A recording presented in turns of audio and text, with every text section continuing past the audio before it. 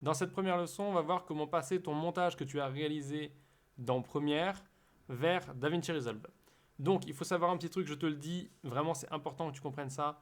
Les logiciels ne sont pas faits pour communiquer entre eux à la base, ou du moins, ils sont faits pour communiquer, mais dans une certaine manière, ou disons que ça n'a jamais, ça a jamais été parfait et optimal. Tu peux imaginer, si tu veux, qu'un jour ils se sont dit, ouais, ça serait bien si tous les logiciels communiquaient ensemble. Ils ont commencé le truc et ils n'ont jamais vraiment fini. Il y a des choses qui vont être compliquées parce que tu ne pourras pas, par exemple, passer certains éléments, certaines informations de Premiere vers DaVinci. On va voir ça plus en détail dans la leçon tout de suite, mais je voulais juste te faire une petite mise en garde pour pas que tu t'attendes à quelque chose de parfait. Ça n'a rien à voir avec la leçon, ça n'a rien à voir avec la technique, c'est juste que c'est codé comme ça et on ne peut pas vraiment faire autrement. Voilà. Donc c'est parti, on regarde ça ensemble. On commence donc cette leçon dans Premiere. Tu vois qu'ici j'ai un petit montage qui est ici, donc là c'est la séquence. Tu vois que j'ai tout simplement un calque d'effets que j'ai créé et mes rushs ici. Là, j'ai le montage. Le montage, il est composé de choses différentes, donc des images réelles. Donc tu vois là, c'est du GH5, des screenshots et c'est tout. Voilà, globalement, il n'y a que du GH5 d'ailleurs. Il y a aussi du son direct ici, de la musique rajoutée et des sons rajoutés. Ici, il y a un titre. Je t'ai dit que c'était du direct, mais c'est un titre. Donc si on regarde ça, c'est un titre. Ici, c'est une image du GH5. Et là, on a screenshot, donc accéléré à 500%. J'ai donc créé une situation là avec plein de choses que peut-être tu ne rencontreras même pas, mais pour te donner vraiment l'aperçu de ce qui marche quand tu transfères vers DaVinci Resolve et ce que tu vas devoir recréer ou ce qui ne marche pas. Donc là, on a de l'accéléré. Ici, on a de l'accéléré avec du reverse à la fin sur le dernier clip. Ici, on a de l'étalonnage. Donc si on regarde étalonnage, voilà. Première, il est un petit peu lent parce que c'est des rushs assez lourds. Maintenant qu'on a notre montage dans Premiere, on doit faire une opération très simple. C'est de simplement créer un calque d'effets. Donc tu peux en créer un en faisant clic droit ici. Tu vas dans Nouvel élément et tu fais calque d'effets. Donc ce calque d'effets, si tu veux, c'est un peu enfin, si tu connais, parce que tu dois connaître Premiere, mais c'est un petit peu une bande de rien en fait. Voilà. C'est juste que tu vas pouvoir poser des effets dessus. Et donc nous, on va poser des effets dessus. Pour faire ça, on va aller dans Effets ici. On va chercher nom de l'élément. On prend nom de l'élément, on le pose ici. Ensuite, on cherche code temporel. Pareil, on colle ici. Et cette opération va nous permettre simplement, tu vois, de créer ici un affichage à l'image pour dire quel plan et à quel endroit et à quel timecode il a été monté. Et c'est ça qui va nous permettre derrière d'avoir une bonne référence. Donc là, ce qu'on est en train de faire, c'est une référence. Maintenant, je clique sur le calque d'effet, je vais dans Options d'effet ici, je vais dans Nom de l'élément et je vais choisir la piste source V1, puisque moi, mes vidéos sont sur V1. Ensuite, je le déplace, voilà, comme ça. Ou alors, je peux revenir en arrière et le déplacer vers le bas, comme ça, je les ai superposés. Je fais pareil pour le code ici. Je mets V1 en source, et tu vois qu'on a automatiquement, pour le GH5, le nom du plan, donc le nom unique du plan, et le timecode. Et ça va nous permettre de rattraper les erreurs s'il y a des erreurs quand on fait simplement le passage de Premiere à DaVinci. Maintenant qu'on a fait ça, on va faire un simple export. Donc on va cliquer sur notre séquence ici, on va faire export, exporter le média. Bien sûr, tu peux aussi passer par ce menu ici et faire exporter ou exportation. Là, on va choisir, donc moi je suis déjà en personnalisé, on va choisir un nom, on va choisir ici un codec qui est plutôt pas mal. Donc du ProRes, c'est bien, ça nous évitera d'avoir à galérer avec un truc qui marche moins bien, etc., etc. Donc on est bon, puisque là, la résolution est bonne. On va juste définir la destination qui est dans donc Premiere to DVR Edit 1 Ref. J'ai mis ça sur mon bureau, mais toi tu mets ça à un endroit bien, tu vois, tu mets pas, tu ranges. Ça c'est important de le ranger. Et donc maintenant qu'on a fait ça, on fait un export. Rien de compliqué, extrêmement basique.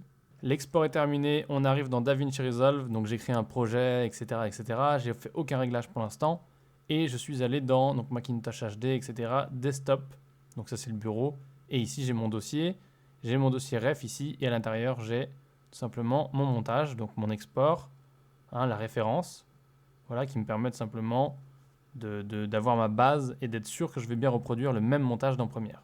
Maintenant, pour mettre ce montage-là et le garder en tant que référence, tu peux tout simplement faire ce que je viens de faire là, c'est drag and drop. Mais tu peux aussi faire un truc qui est vraiment génial et très pratique si tu fais par exemple des confos pour faire ton étalonnage ou n'importe quoi en fait qui permet de comparer et de reproduire un montage. Là, on le voit dans le cas du transfert d'un montage de Premiere, mais par exemple quand on fait de l'étalonnage pour un long métrage et que ça vient d'Avid, on fait ça, on envoie le montage et on envoie une ref et la ref permet de comparer à tout moment. Et pour avoir une ref qui est comparable, tu vas simplement faire clic droit et tu vas faire Add as offline reference clip. Donc maintenant qu'on a fait ça, on va retourner dans Premiere. Et là, on va faire un tout petit export très très simple. Donc on sélectionne bien, on va enlever le mute ici. Tac. Et on va aller dans Fichier, Exportation. Et là, on a plein de choix. Donc on peut faire un AF, on peut faire un Avid Log Exchange. Nous, on va faire Final Cut XML. Automatiquement, tu vois, il fait tout seul. On a juste à choisir où on veut la mettre. Donc là, on va faire un nouveau dossier XML. Bien sûr, là, c'est ma méthode de rangement. Tu peux mettre ça dans un seul dossier, etc. On va pas mettre le double 1 ici et on va faire enregistrer. Donc là, il enregistre. Voilà, il met le maximum d'informations dans ce petit fichier. Si maintenant, on retourne dans DaVinci Resolve, on va dans la partie Edit. Et à ce moment-là, on fait clic droit ici, Timeline, Import, AF, EDL, XML. Donc tu vois que tu peux aussi faire un AF, une EDL, ce qu'on a vu avant. Nous, on va faire XML, donc on va cliquer là-dessus. On va chercher sur le desktop ici, ici, ici et ici. Donc là, tu vois le codage du fichier. Et tu vois ici, il y a un petit texte qui est accompagné pour te donner le résultat. Du moins pour donner des infos en plus. Mais honnêtement, on ne va pas l'utiliser, donc on s'en fout un peu. Et donc là, on a un fichier XML. Hein, c'est comme ce que tu retrouves sur Internet, tu vois, les codages, etc. Mais là, ça nous permet de transmettre des infos d'un logiciel à l'autre. On fait Open. Et là, on a une fenêtre qui nous demande plein d'informations. Mais on va faire, dans un premier temps, juste un petit test. On va juste cliquer sur OK, on va voir ce que ça donne. Donc là, tu vois, en cliquant sur OK, il a fait apparaître des choses ici. Donc il a bien commencé à importer nos médias.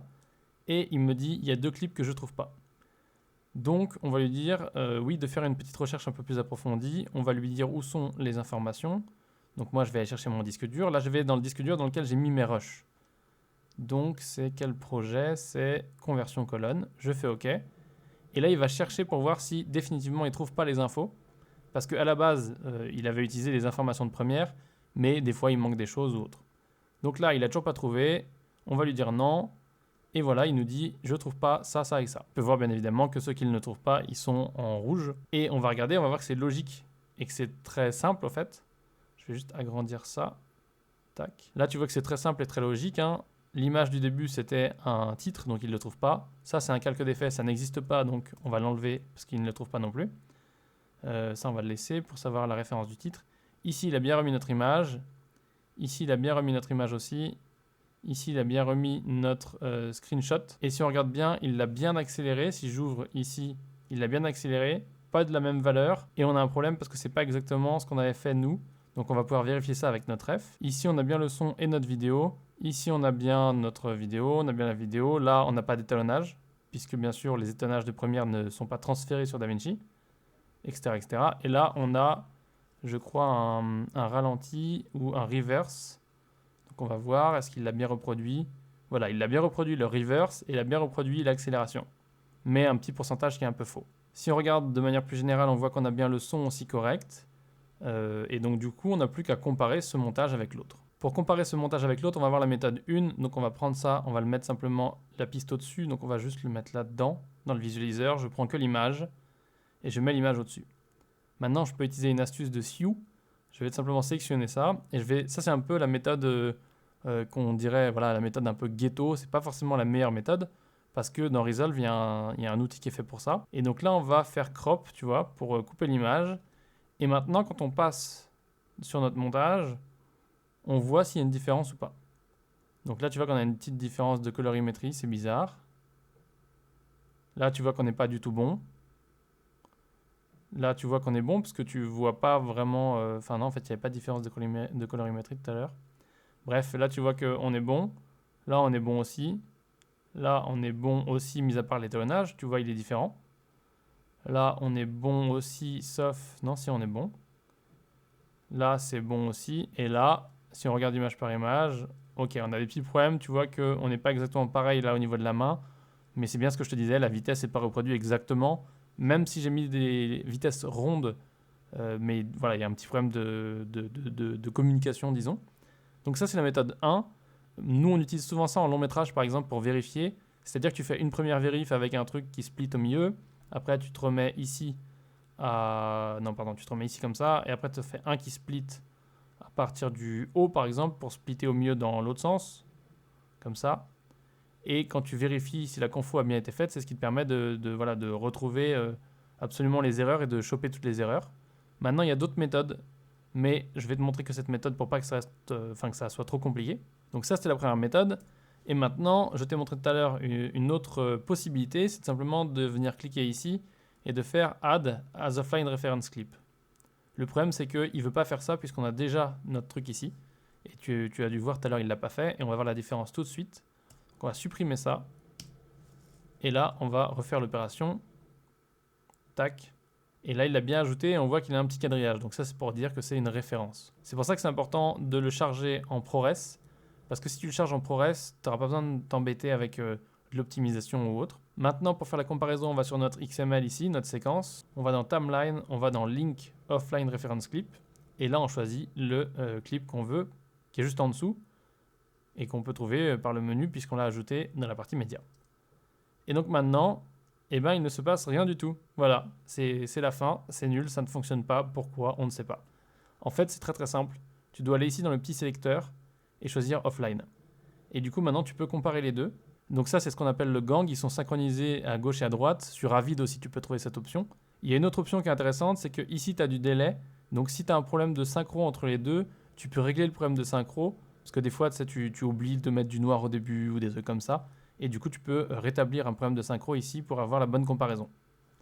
Donc, on va faire notre comparaison ici rapidement.